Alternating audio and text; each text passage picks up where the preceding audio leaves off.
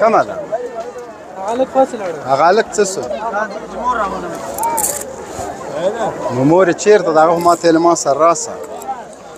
نو دغلته ورته خیمه وهلي زنانه دي دغه سه حالات ده د ورځ به تقریبا څو کسان راځي تقریبا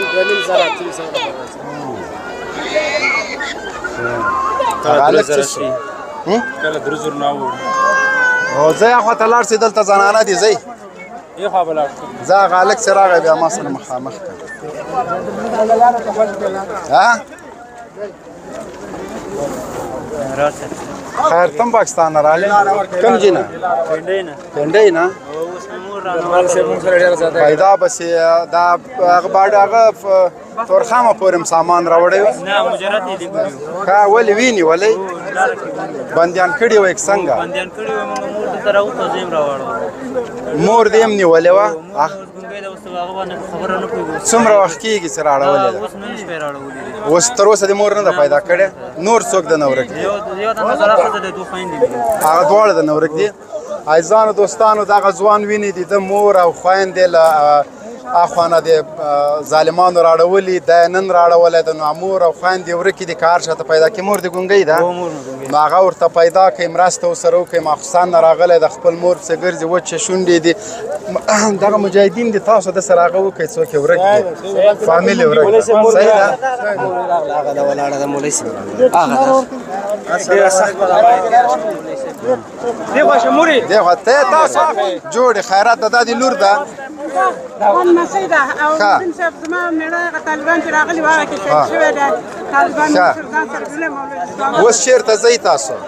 زه هم نشته مولوي صاحب قسم دی تاسو لږ ماته شئ مولوي صاحب د سیز زنانه دي تاسو ښکار د سیز کوم چې کې وایي پنډۍ کې چا ووهله الته تانې کې ډېر وران و بندیان کړي وای دام د سره وه دا وا ارس د څه کړ خو بل اساس چې واړه واړه ماشومان رانه بول نو اوس سامان د شان تاسو سره نور څه دي خزه مې دا او دغه مې ورندار مې دغه چې کومه کونډه دغه را سره د نور دغه مور مې د نور ستوګم را سره نشته مولوي اوس چېر ځئ هیڅ زم نشته مولوي صاحب چا راځه دا دغه مور دی اخوا ته کار راځه تاسو سره کار ده زه مور زه ته پیسې ورکوم ډېر دی فاین مې ډېر دی ګورم ښه خیرت سړی مشي مور ته خوا ته لاړ شه دا زوی د ما سره ده ته بېغمه دغه ته لږه لاره ورکړئ دا مورکۍ ته لاره ورکړئ دغه خوا ته کښېنه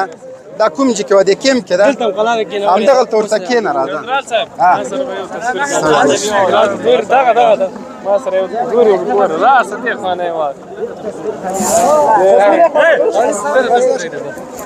تاسو لږ ماته لار راکړئ لږ لار راکړئ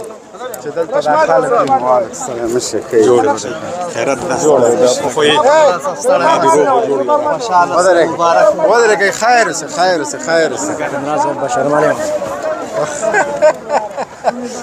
دنیا جوړ تازه تکړه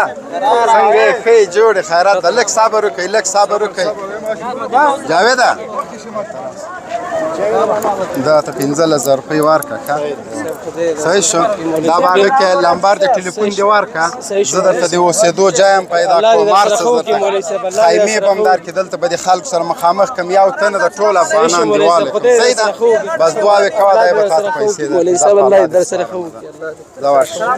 ډېر غټ مینهوال دی تړی مه شي یو وخت کې مې ډېر سره لایفونه سره راغلی وخت کې د جبرې په وخت